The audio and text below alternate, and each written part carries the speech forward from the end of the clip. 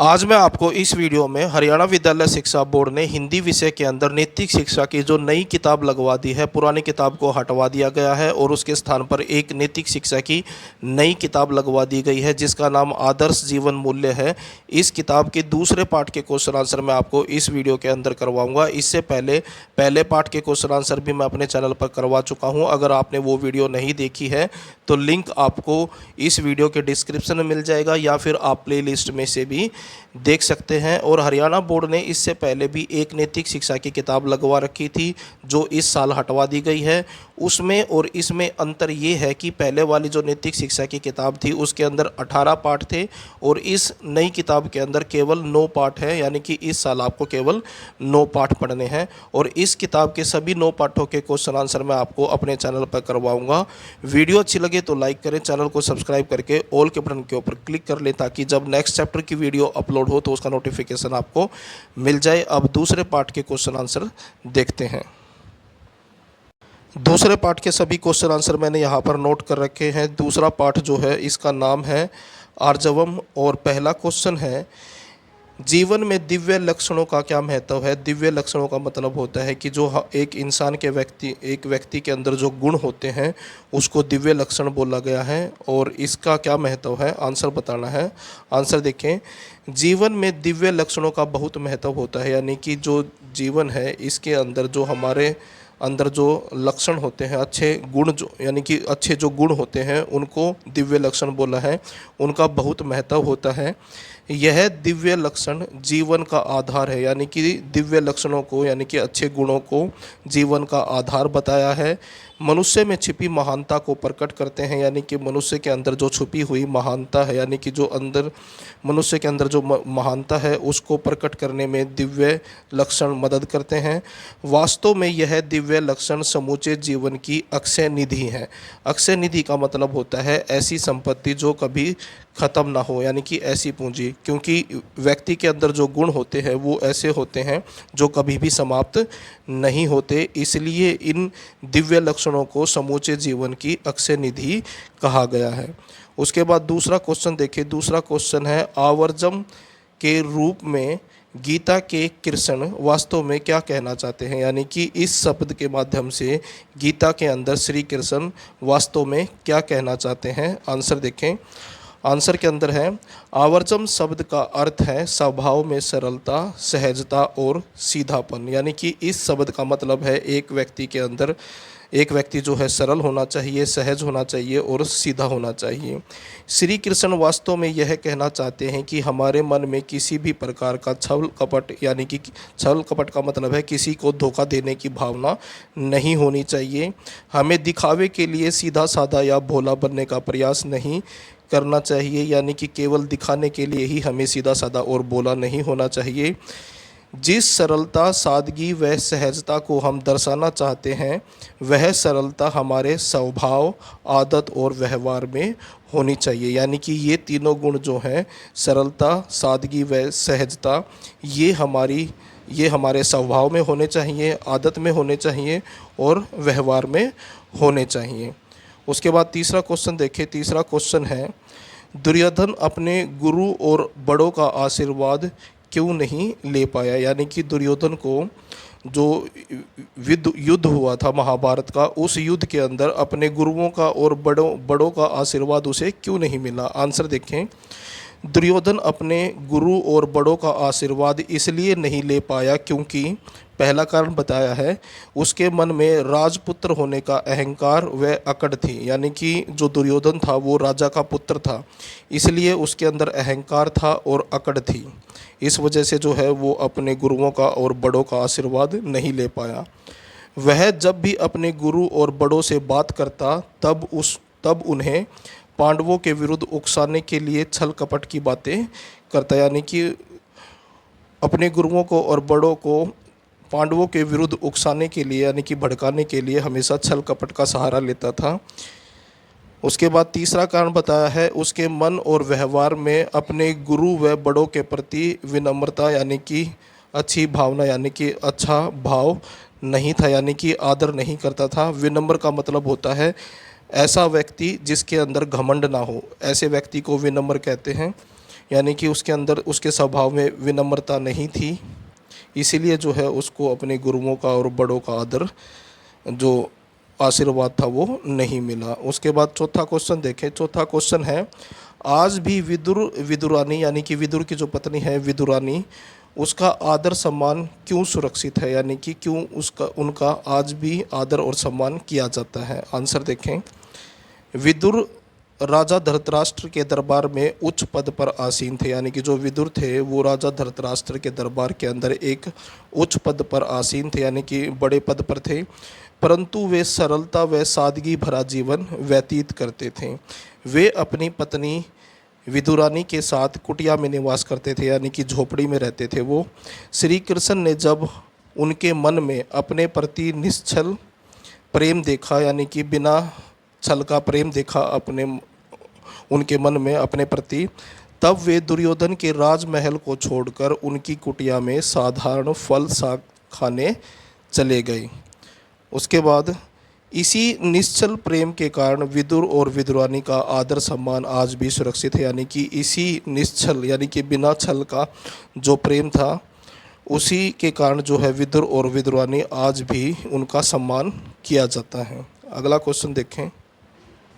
इस पाठ से आपको क्या प्रेरणा मिलती है, यानी कि क्वेश्चन है कि इस पाठ से आपको क्या प्रेरणा मिलती है। आंसर देखें।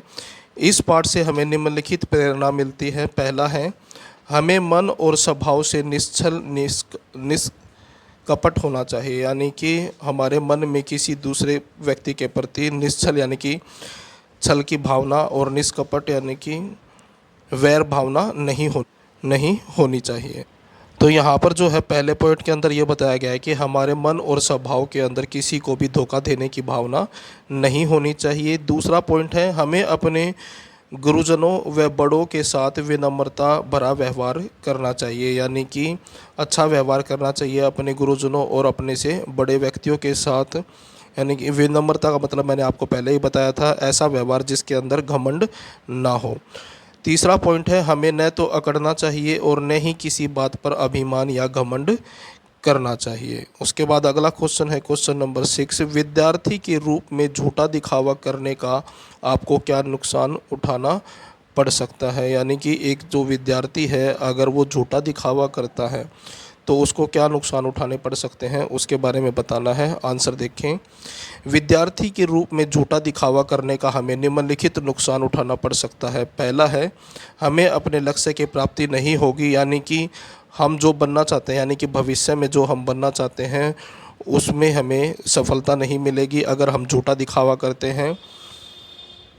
झूठा दिखावा करने का मतलब ये है कि किताब हमने खोल रखी है लेकिन हमारा मन जो है कहीं और है, यानी कि पढ़ाई में ध्यान नहीं लगता है, सिर्फ टीचर को या फिर अपने माता पिता को दिखाने के लिए हमने किताब उठा रखी है।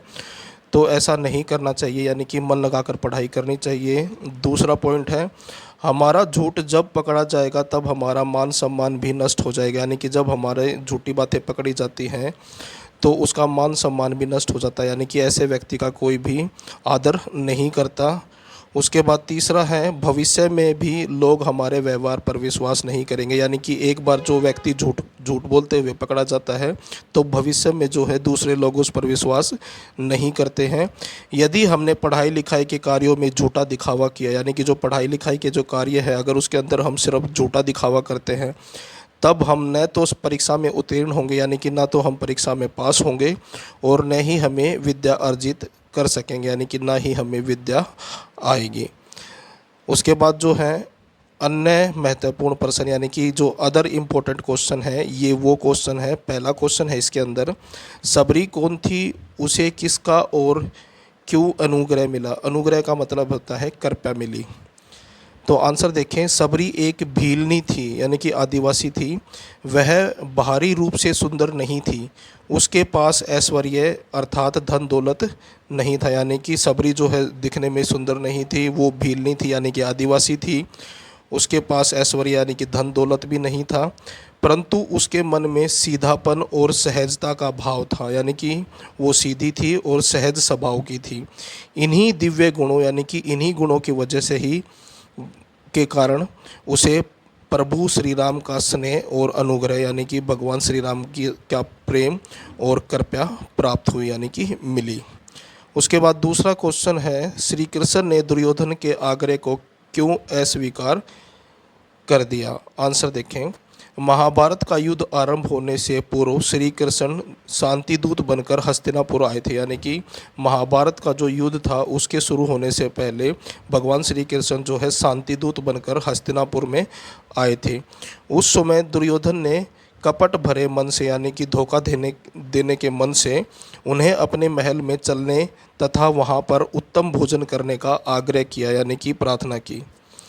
उसके मन में छिपे कपट को जानकर ही श्री कृष्ण ने उसका आग्रह अस्वीकार कर दिया। यानी कि उन श्री कृष्ण को पता चल गया कि जो है उसके मन में कपट है यानी कि धोखा देने की भावना है। इसी वजह से उस भगवान श्री कृष्ण ने जो है दुर्योधन का जो प्रस्ताव था उसको अस्वीकार कर दिया और वह विदुर की कुटिया में चले गए।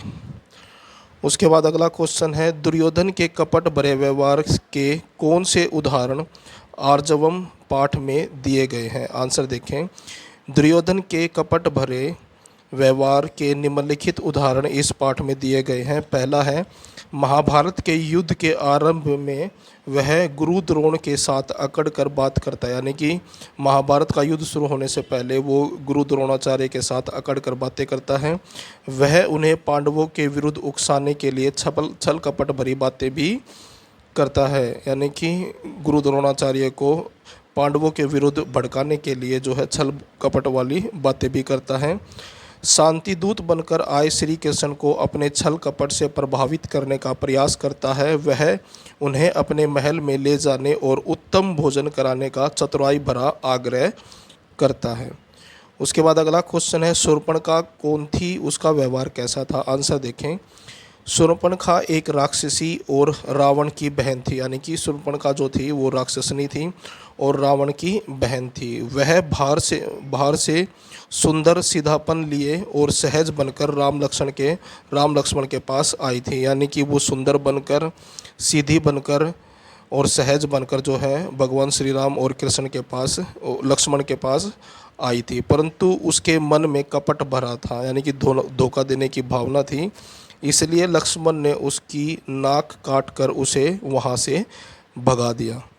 अगला क्वेश्चन है, आवर्जम पाठ के अनुसार कैसे भक्त से भगवान कभी प्रसन्न नहीं होते। यानी कि इस पाठ के अनुसार आवर्जम कैसे भक्तों से जो है भगवान कभी भी प्रसन्न नहीं होते हैं। आंसर देखें, जो भक्त मन से भगवान को प्रेम नहीं करते यानी कि मन से भगवान को प्रेम नहीं करते लेकिन लोगों को दिखाने के लिए माला फेरते हैं, यानी कि केवल लोगों को दिखाने के लिए ढोंग करते हैं, पूजा पाठ करने का नाटक करते हैं यानी कि नाटक करता है, ऐसे भक्त से भगवान कभी भी प्रसन्न नहीं होते। तो ये थे आपके 9वीं कक्षा के नैतिक शिक्षा के दूसरे पाठ के क्वेश्चन आंसर। वीडियो अच्छी लगे तो लाइक करें, चैनल को सब्सक्राइब करके ऑल के बटन के ऊपर क्लिक कर लें ताकि जब नेक्स्ट वीडियो की अपलोड हो यानी कि नेक्स्ट चैप्टर की वीडियो अपलोड हो तो उसका नोटिफिकेशन आपको मिल जाए।